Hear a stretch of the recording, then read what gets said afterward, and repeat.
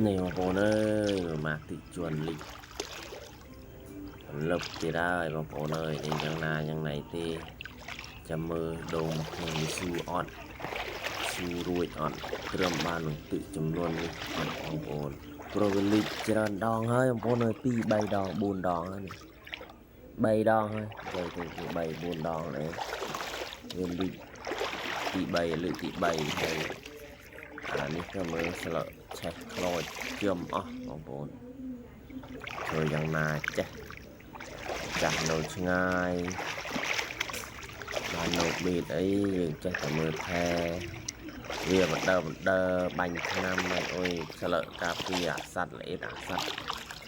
ទាំងគីទាំងគីព្រៃនោះបងប្អូនខ្វះអាសត្វខំមកលីខំនៃវាស៊ីស្លឹកដូងយើងដល់ឲ្យដូងរបស់យើងទៅคลายទៅជាស្លឹកខ្លោចឆេះ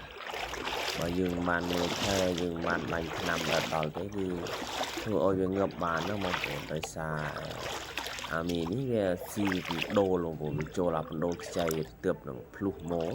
គឺវាស៊ីចូលស៊ីឥឡូវដល់ពេលវាចូលស៊ីទៅវាចេញទៅបងប្អូនអញ្ចឹងខ្ញុំក៏មិនដឹងថាធ្វើយ៉ាងណាទេបងប្អូនត្រូវតែ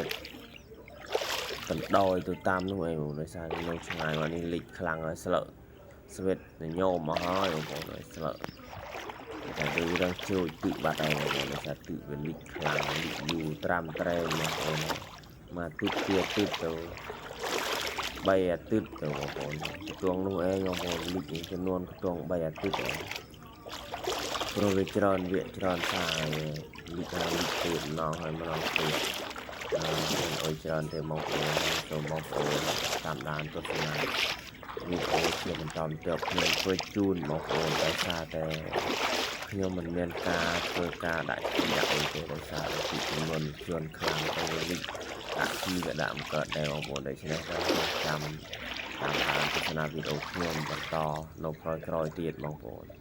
ដោយសារតែអត់មានពេលទេបងប្អូនអរគុណច្រើនសម្រាប់ការតាមដានទស្សនាវីដេអូរបស់ខ្ញុំបាទអរគុណដល់ចប់ហើយមានអីទេវីដេអូខ្ញុំមានប៉ុណ្ណេះឯងបងប្អូនហើយតាមដានបន្តទៅទៀតបងប្អូនអរគុណច្រើន